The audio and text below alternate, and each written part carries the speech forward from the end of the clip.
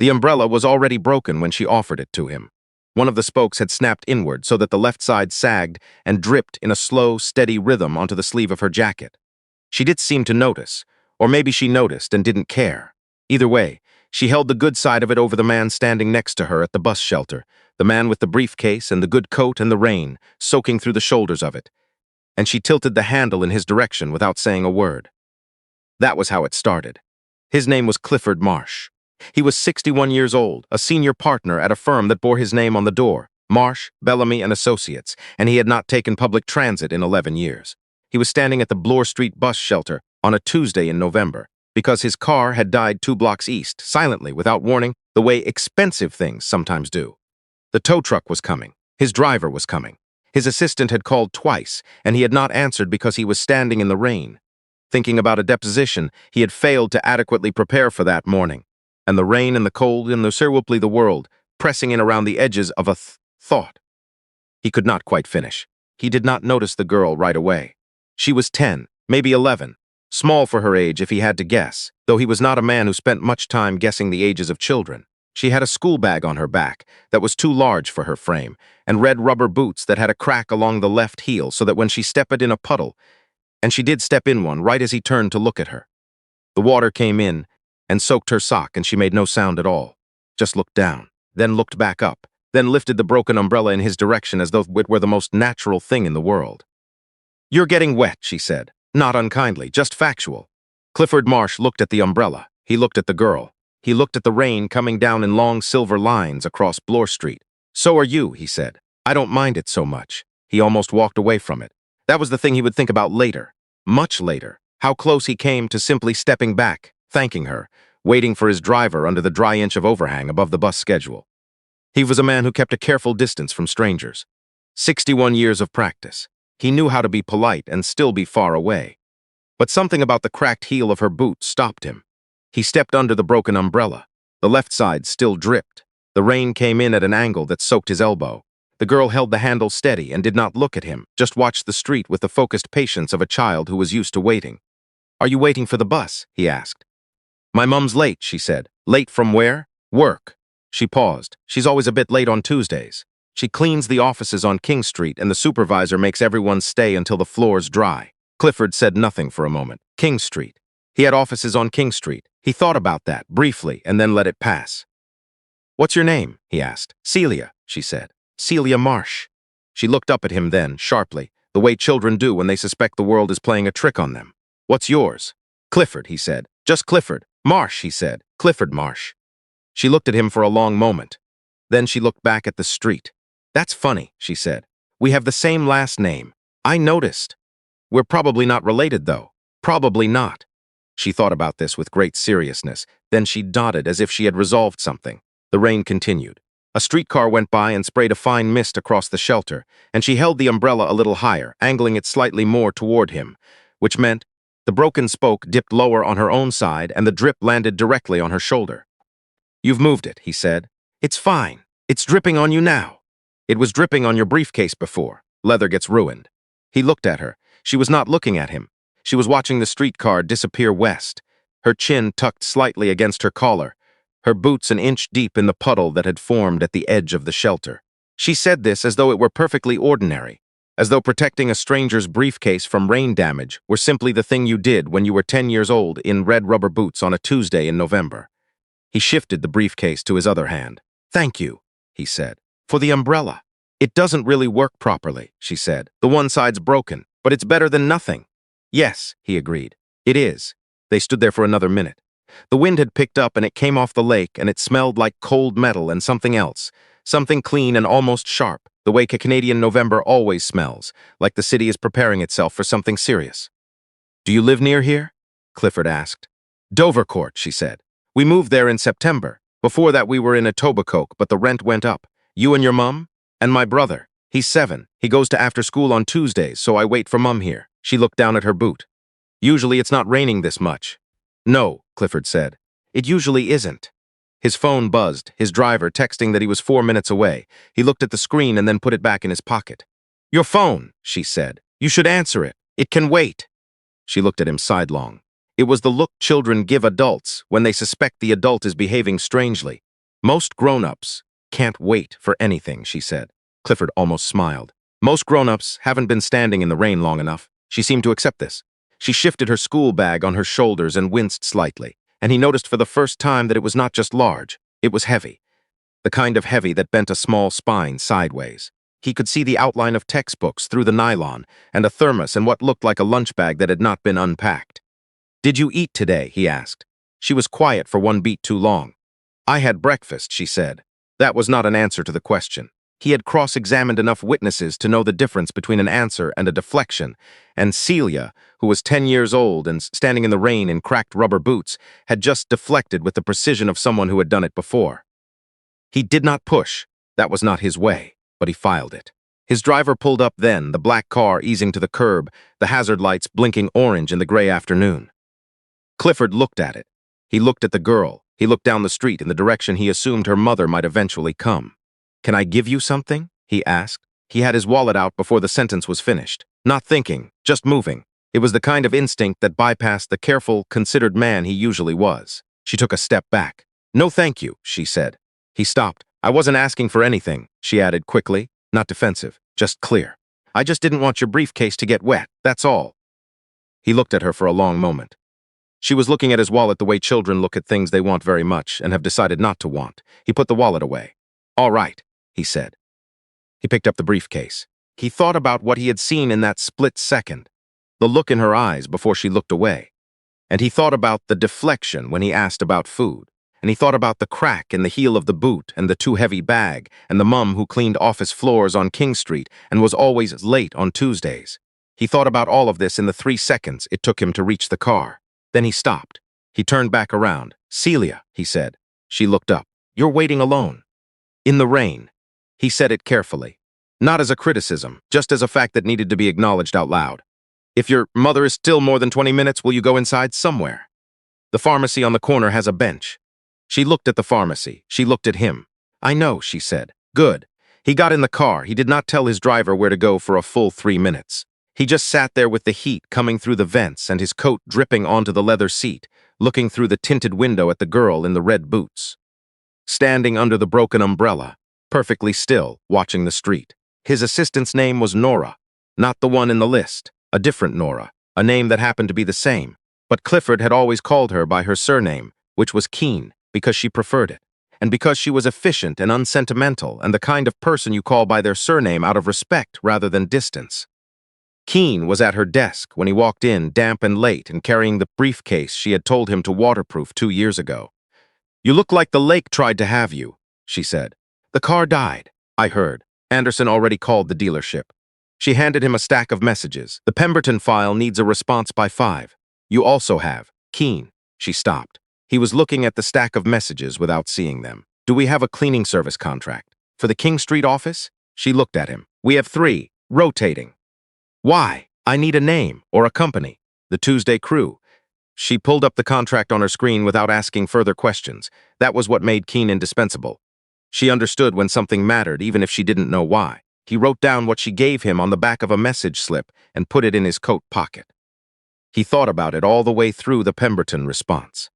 He thought about it during the 4:15 call and the walk to the parking garage and the quiet drive home to the house in Rosedale that had too many rooms for one person and always smelled faintly of the cedar closets his wife had insisted on, back when there was a wife and a reason for cedar closets. He thought about the crack in the heel of the boot, the way she had moved the umbrella without being asked, the one beat of silence before she said, "I had breakfast."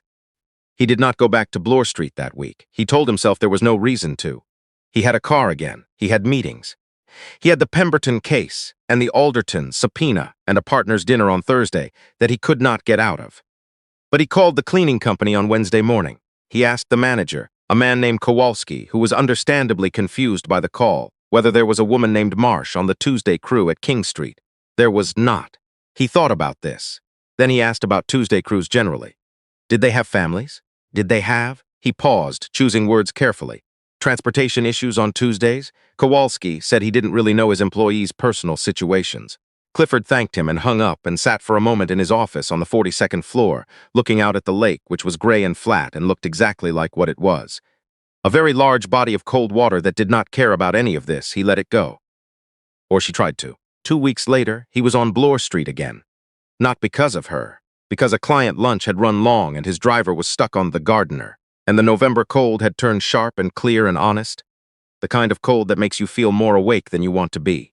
He was walking. It happened. He passed the bus shelter. She was there, same red boots, same too large bag. No umbrella this time because the sky was dry and flat and the color of old pewter. She was sitting on the bench in the shelter with a textbook open in her lap, reading with the kind of focused intensity that children have when no one has told them yet that reading in public is something people notice. He almost kept walking. He stopped. "Celia," he said. She looked up. A half-second of blankness, the way children are when pulled from a book, and then recognition landed on her face. Not warmth, exactly. More like the careful, measured acknowledgement of a child who has learned not to offer too much to strangers right away. "Hello," she said. "Still waiting on Tuesdays," he said. "It's Tuesday," she said, as though this were explanation enough. He looked at the textbook, mathematics. Grade 6, if the cover was any indication. He sat down on the far end of the bench, leaving 2 feet of careful distance between them, the way adults do when they don't want to alarm a child. "How's school?" he asked. "Fine," she said. "What are you studying?" She held up the textbook. "Fractions. I don't like them. Most people don't. Do you?" "I learned to," he said. "Eventually." She considered this. Then she looked back at the textbook. Then she looked back at him. "Why are you on Bloor Street again?" she asked. "Did your car die again? Client lunch? On Bloor Street? Just west of here." She seemed to file this away. Then she said, without looking up from the page, "My mum's going to be 45 minutes. The supervisor made everyone redo the East Corridor.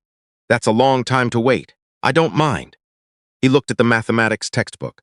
He looked at the school bag, which was just as heavy as it had been last time. He looked at her boots, at the crack in the left heel which had not been repaired. "Celia," he said, "have you eaten today?" She was quiet. "Yes," she said. And then, almost against her will, "We ran out of bread this morning, so I had. It doesn't matter." "What did you have?" She closed the textbook. She was not embarrassed, exactly. She was the specific kind of not embarrassed that takes a lot of practice. "An apple and some crackers from my brother's snack pack." "He doesn't like the crackers." Clifford stood up. "Come on," he said. She looked up at him. "There's a restaurant on the next block." "I'm buying you dinner. You don't have to do that. I know I don't. I'm fine." "I'm sure you are. I'm also going to buy you dinner."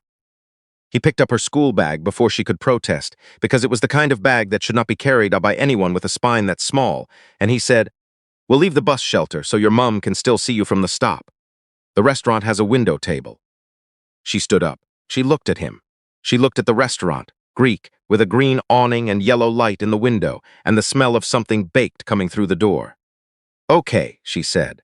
She said it the way children say things when they are trying very hard to seem casual about something that is not casual to them at all. Her name was Celia Dwar. Her mum was Annette Dwar. Her brother was 8, not 7.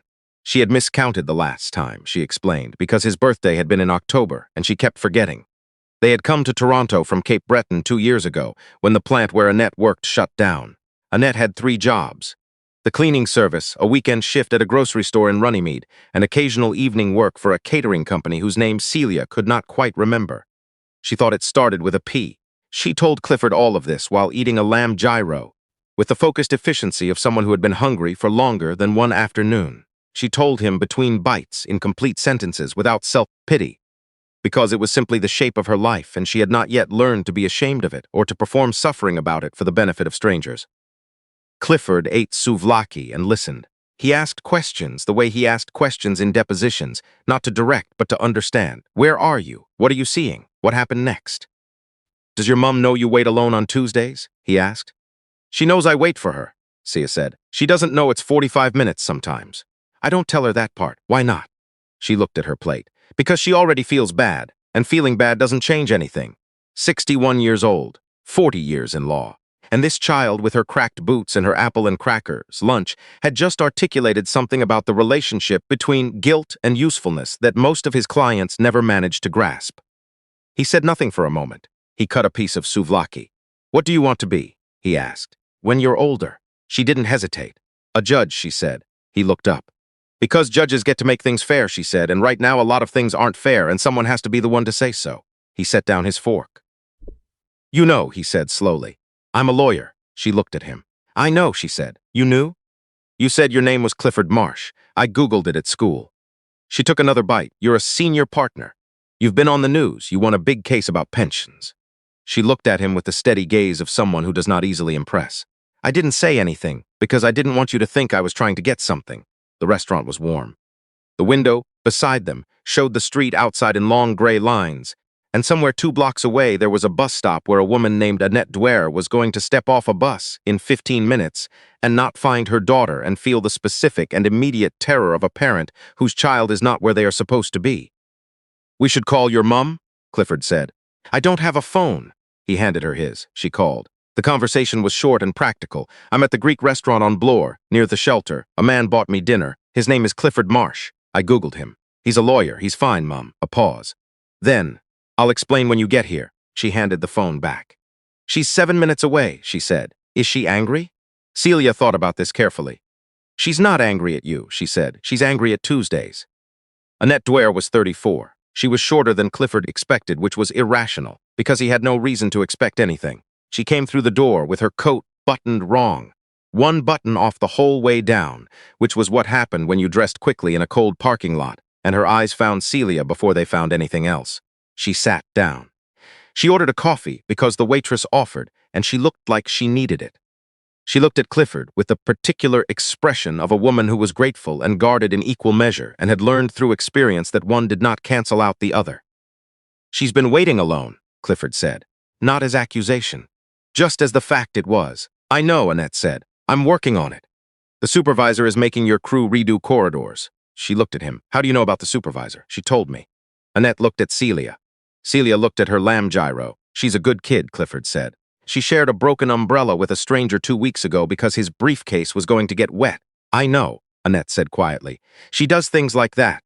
She wants to be a judge." Annette looked at her daughter. Something moved across her face, the way light moves across water, fast and then gone. "She's been saying that since she was 6, she said. "She used to settle disputes on the playground. She'd make the other kids present their side, and then she'd rule on it." "Were her rulings fair?" Clifford asked. "Usually," Annette said. "Even when they weren't in her favor." Clifford put both hands flat on the table. He had a habit of doing this. His wife had called it his decision posture, the thing he did right before he said something he'd thought through and was not going to take back. "I'd like to help," he said. Annette was quiet. "Not with money," he added. And he said it before she could make her face do the thing it was about to do. The dignified refusal that he recognized from Celia and understood was probably where she had learned it. Or not only that. "There's a bursary program through the Law Society. For high school students who want to go into law, there's a junior stream. It starts at grade 8. I sit on the selection committee." Annette looked at him. "She's in grade 6, he said, "which means she has 2 years. And she needs to be in the right school and the right classes and know the right things to write in the application." He paused. "I know what they're looking for, because I helped write what they're looking for." Why are you doing this?" Annette asked. He thought about how to answer honestly. "Because she moved a broken umbrella toward a stranger when she didn't have to," he said. "And when he offered her money for it, she said no. And then, when he wasn't looking, she made a face at his wet briefcase like it personally offended her." He looked at Celia, who was very carefully not looking at him. "That combination of things is rare. I've been a lawyer for 35 years. "I know." Annette was quiet for a long moment. Outside, Bloor Street went about its business, cabs and cyclists, and a streetcar that rang its bell at something in the intersection. The green awning shuddered in a gust of wind. Inside the restaurant, it was warm and smelled of oregano and coffee, and the particular Canadian comfort of a meal that didn't need to be anything other than what it was. "Okay," Annette said finally. It was the same word Celia had used earlier by the bus shelter. The same careful casual. The same effort not to let it show how much it mattered. Clifford Marsh did not announce any of what came next. He made calls. He reviewed documents. He wrote a private letter to the admissions office of a secondary school in the annex with a strong pre-law track and a flexible intake policy for students transferring midstream. He submitted Celia's name, with Annette's permission, formalized by a 2-sentence email that Annette wrote with great precision and zero flourish, to the Junior Bursary Committee, noting that she was not yet eligible but flagging her file for review when the time came. He arranged, through Keene, for the cleaning contract with the King Street building to be renewed at a rate 15% above market, on the condition that the Tuesday crew finished by 6:30 and were compensated for the earlier end time. He never mentioned this to Annette. He did not think it was the kind of thing that needed to be mentioned. The boots were the only thing he did directly. It was December by then, and he was on Bloor Street for an actual reason. A client in the building on the corner. and he saw Celia at the shelter with her mother this time, a Saturday, which surprised him. And the crack in the boot had grown longer, and the left heel was now leaving a partial print when she walked because the gap was wide enough to let water through entirely. He watched this happen, dark, wet half-moon, her left foot left on the clean section of sidewalk with every step. He did not say anything to Celia. He walked into the shoe store 2 doors down and described the boot, the style, the color, the approximate size of the foot, to a bewildered sales associate who eventually found what he was looking for. He bought 2 pairs because he was not going to do this twice. He left them in a bag at the shelter with a note that said only, "For the girl who knows leather gets ruined in rain." He was around the corner before they found it. He did not see her face when she opened it. He thought about that sometimes, whether he should have, whether it would have been more or less somehow to have been there for it. He decided it was better this way. The moment was hers. It didn't need him in it. 4 years later, he received a letter. It came to the office, addressed by hand. The envelope a little uneven at the edges, in the way of someone who did not send a great many formal letters, and was trying hard to get it right. Keene set it on his desk without comment, which meant she had looked at it and thought it mattered. He opened it on a Thursday afternoon in March, when the lake had started to show hints of gray-blue again, and the city was beginning cautiously to believe in spring. "Dear Mr. Marsh, I got into the bursary. I found out on Monday, and I've been trying to write this letter since then, and I keep starting over because nothing sounds right. So I'm just going to say it directly, which I think you'd probably prefer. You didn't have to do any of it. The umbrellas was nothing. You were getting wet, and I had an umbrella, and that's just what you do. I didn't do it for anything, but you did things I didn't even know about until recently. Mom told me about the contract. She made me wait until I was older to tell me, because she said I'd understand it better when I was. She was right. I've been thinking about what kind of lawyer I want to be. I still want to be a judge eventually. But first I want to work for people who need someone to stand in the corridor for them, not the ones with the big offices, the ones who are waiting at the bus stop, not sure if they're going to be okay. I have not forgotten the boots. I wear them still, actually. The second pair. The first pair I kept, but they got too small. Thank you is not big enough for what this is, but it's what I have. Celia Doirep's fractions are fine, actually. I came around. Clifford read the letter twice. Then he set it on the desk and looked out at the lake for a long moment. He thought about a Tuesday in November, the rain on Bloor Street, a broken umbrella held at an angle that protected a stranger and dripped on the person holding it. He thought about how some things start so quietly that you almost miss them. Almost. He thought about the particular arithmetic of it, how one small sideways tilt of a broken umbrella, offered without calculation, without expectation, without any awareness of what it might return, had set in motion years of quiet, careful, unostentatious good, moving in both directions at once, the way the most important things do. He opened his desk drawer and took out a sheet of paper. He uncapped a pen. He wrote back. He did not write much. He was not a man who used many words when a few would do. "Dear Celia, you were right that I prefer directness. So here it is. What you did that Tuesday was not nothing. An umbrella that doesn't work is worth less than nothing in the rain. You gave it anyway, and then you moved it so the broken side was over you. I noticed. I have been a lawyer for 38 years. In that time, I have met perhaps 5 people who do the right thing without first checking whether anyone is watching. You were 11 years old and you were already one of them. Work hard. Be fair. When you get to the corridor, and you will get there, stand in it. Yours C. Marsh P.S. I'm glad about the fractions.